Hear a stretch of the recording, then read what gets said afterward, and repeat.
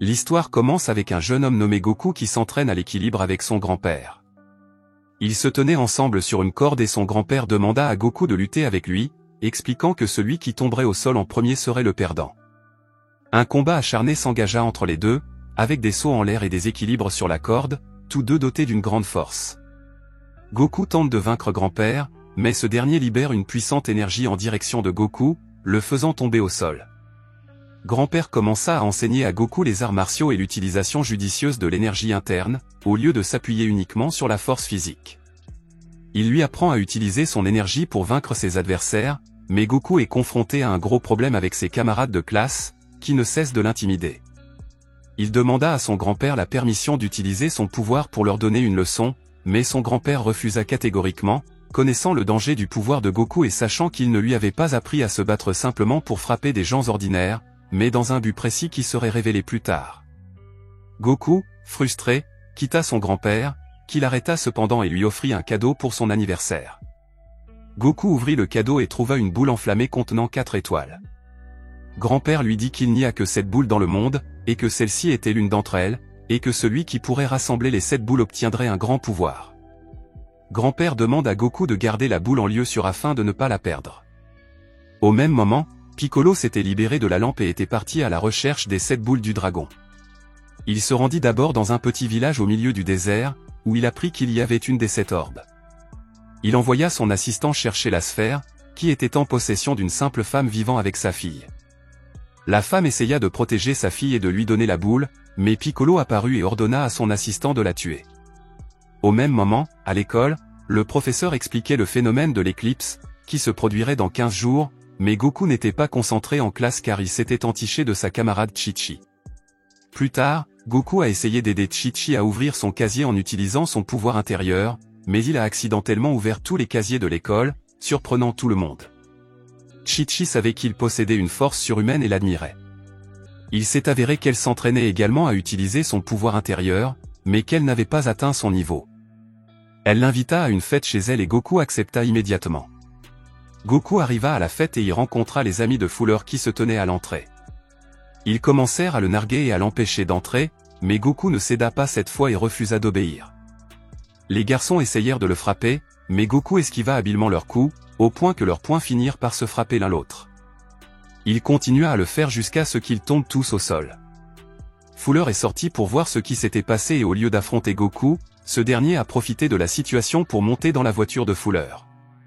Chaque fois que Fuller le frappait, ses coups étaient enregistrés sur des pièces de la voiture, ce qui mettait Fuller très en colère. Pendant ce temps, Chi-Chi regardait ce qui se passait et était impressionné par ce que Goku avait fait. Elle l'emmena à l'intérieur de la fête et il n'arrivait pas à croire qu'elle lui avait enfin parlé. Il lui dit que c'est le meilleur anniversaire de sa vie. Pendant que Goku parlait à Chi-Chi, son grand-père était chez lui en train de méditer et soudain, il fut confronté à un assassin qui s'était introduit dans la maison. Il s'avéra que le vieil homme était un ninja professionnel et qu'il se défendait brillamment, mais il fut surpris de voir que Piccolo se tenait devant lui. Le vieil homme entendit que Piccolo était sorti de la lampe et lui dit qu'il savait que la balle n'était pas dans la maison, mais le vieil homme n'eut pas le temps de s'arrêter car il le maîtrisa et le fit tomber à terre. Le vieil homme sortit et démolit la maison au-dessus de sa tête. À ce moment-là, Goku était toujours avec Chi-Chi et sentait que quelque chose était arrivé à son grand-père, alors il la quitta et courut vers la maison. Il découvrit que la maison avait été détruite et que son grand-père était enterré sous les décombres.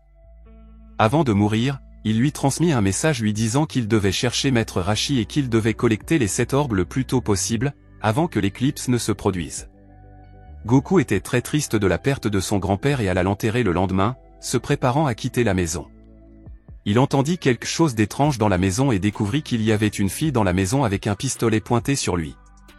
La fille lui dit qu'elle est venue récupérer sa balle qui a été volée. Goku a essayé de s'enfuir, mais elle ne l'a pas laissé partir. Lorsqu'elle le vit lui montrer la balle, elle fut sûre que ce n'était pas la sienne et lui raconta ce qui lui était arrivé. Elle lui dit qu'elle dormait une nuit et qu'elle avait mis la balle dans une salle de stockage lourdement gardée, mais que quelqu'un avait attaqué la salle de stockage, contourné les gardes et volé la balle. Lorsqu'elle est sortie pour la chercher, le dispositif de repérage l'a conduite à l'endroit où elle se trouvait. Goku lui raconta ce que son grand-père lui avait demandé de faire avant de mourir, à savoir retrouver Maître Marshi. Il lui dit qu'il avait besoin de rassembler les 7 orbes et lui proposa de travailler ensemble pour atteindre Maître Rishi et lui faire trouver son orbe. La jeune fille accepta immédiatement et lui dit qu'elle s'appelait Bulma.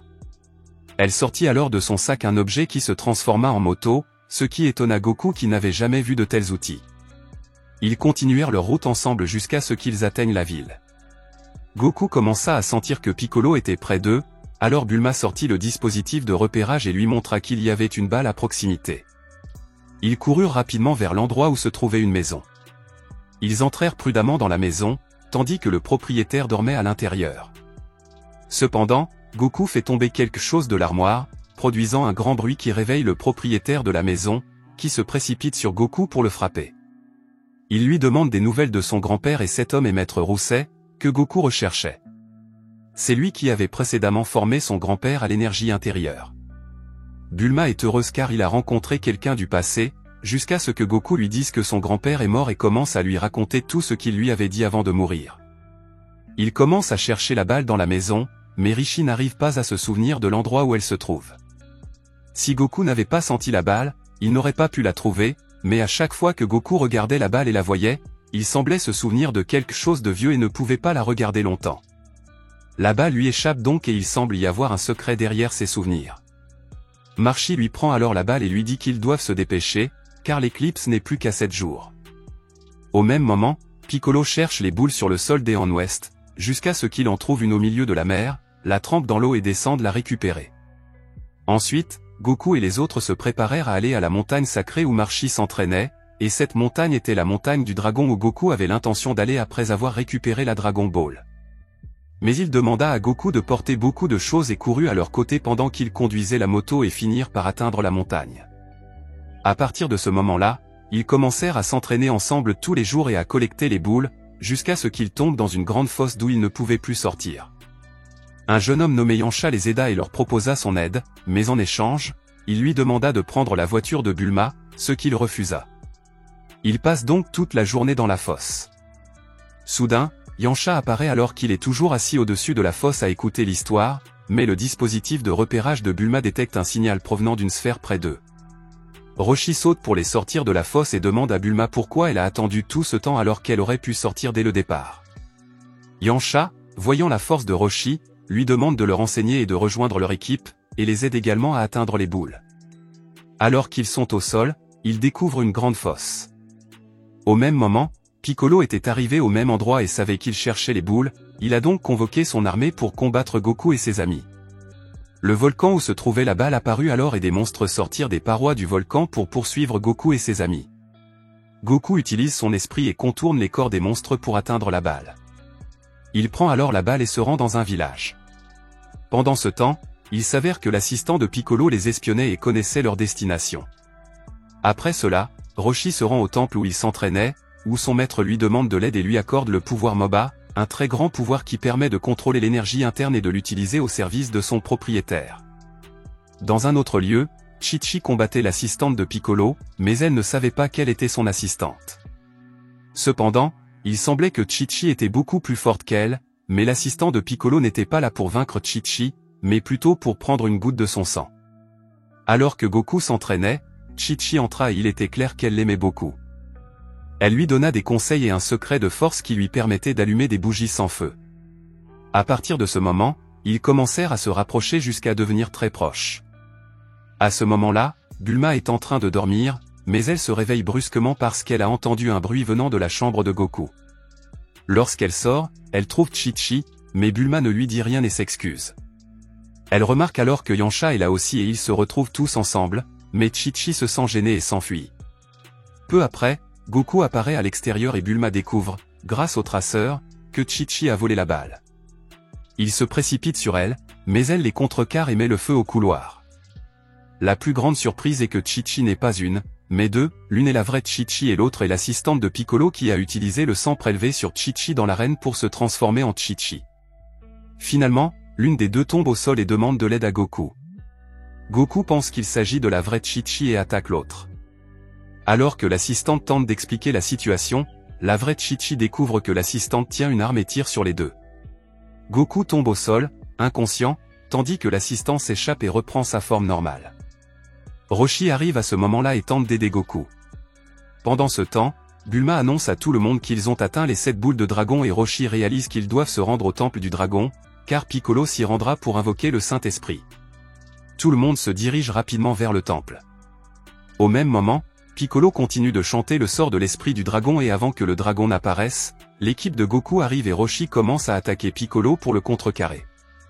Piccolo se met en colère et riposte, mais la grande surprise est que l'éclipse a commencé. À ce moment-là, Goku se souvient des conseils de ceux qu'il aime et sa force commence à augmenter. Goku retrouve sa nature et commence à attaquer Ozaru.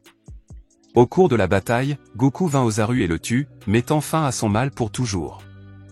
Après la bataille, Goku va voir Roshi mais le trouve malheureusement mort.